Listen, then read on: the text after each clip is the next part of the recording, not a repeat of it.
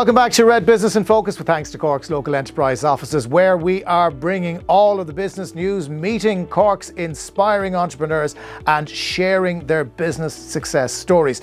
This week we have got two sisters in the spotlight, Becky and Kate Popova from Everywhere English. Now, Everywhere English is a new company. It's a custom-built edtech solution that helps companies save valuable time and money by breaking down language barriers. They remove the risk that the English language could ever be a problem to cohesion and success. Delighted to have you both on the show. You've started a business together, so you can't fall out with each other. And they'll also share their experience of how the implementation of a sustainable strategy helped their future plans. You're very welcome. Becky, it's fallen to you to do the 30-second job of telling us about Everywhere English. Yeah, so I think you covered a lot there, but we started Everywhere English about a year ago.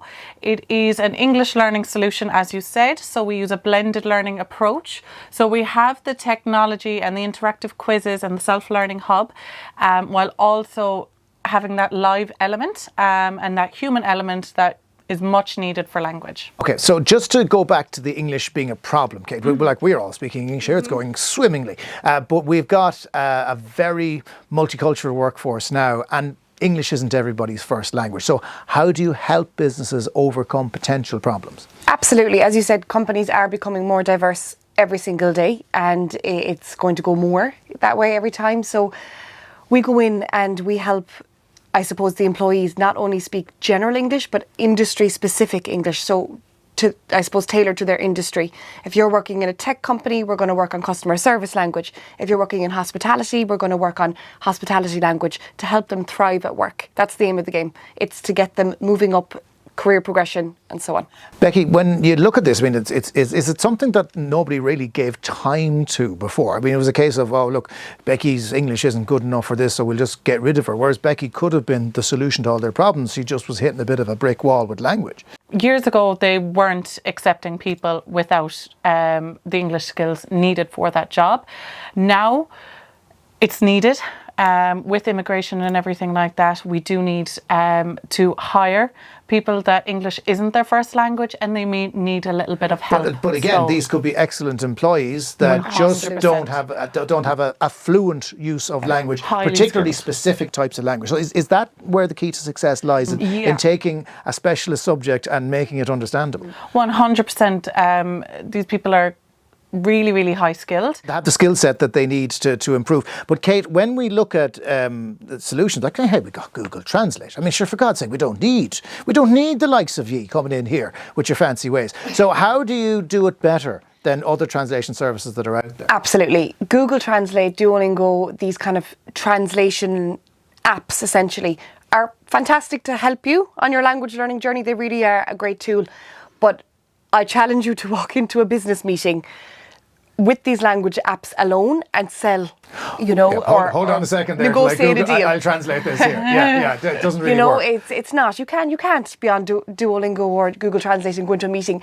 I suppose languages drive relationships and relationships drive business, and you're not going to get that with translation apps. Yeah. So I want to go back to the whole sisters thing. How's that working out for you? Because, they say you never work with animals or children. They sometimes spread that into sisters. So how are you getting on working together?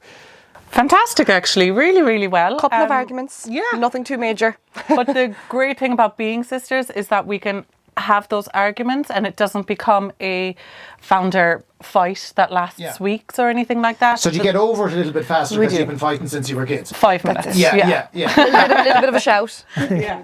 But you're actually not just sisters, but you're kind of part of the set, aren't you? Yes, yeah. So we're 2/3 of triplets. Yeah. So. And it's so in other words, who's older? Because that's always an issue. I am by 1 minute. There you go. So we've one of you older. So do we just defer to Kate then? She's the boss, is she? Always defer to Kate.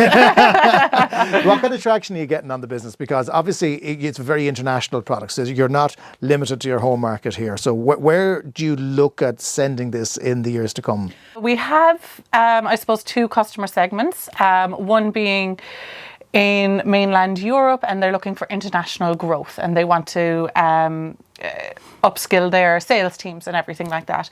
Our other customer segment, which is a bit closer to home, would be non-native English speakers within the UK and Ireland who are looking to progress in their career. So that's for social inclusion and everything, and diversity and everything like that in the workplace. And I'm presuming it's not just limited to the youth. This is a service that can go to any age group. So like we think of TEFL, the traditional TEFL courses, and they were young people learning English when, it's easier to learn languages. You're presumably targeting an older audience here as well who mightn't have needed as much English as they do now. Most certainly. It's definitely becoming more and more of a problem. Actually, our specialist is adult education. We don't target the younger crowd. It is much easier for them to pick up languages, which is why we did do a lot of work and research into actually building the perfect product. Yeah. Tell us a little bit, Kate, about how the Local Enterprise Office has helped you guys, because they've been with you pretty much in every step in your journey. Absolutely. Since day one, we kind of had the initial consultation, and since day one, since a year ago, they've been with us every step of the way. We were very lucky to receive feasibility from the Leo, which helped us kind of look into Spain as a market and kind of prove our concept there. And we've also done numerous courses with them, which we found, I suppose, invaluable to the business. The Green for Micro, the Thrive for Micro, my personal favourite, I thought was amazing.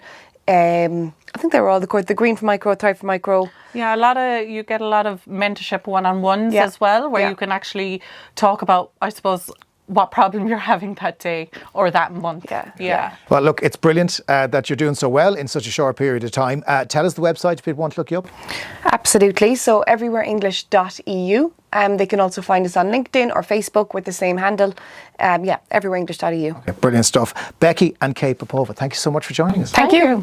Thanks, Bill. That is it for this episode of Red Business in Focus. Make sure you join us next week when we're going to chat with Rose O'Donovan of KMC Lawn Turf. Now, that's a business that started in 2000, roughly, when Kieran McCarthy had an idea for turf sparked with him when working on the grounds of the Olympics in Sydney, of all places. I'm looking forward to hear all about that. That's next week on Red Business in Focus, with thanks to Cork's local enterprise offices.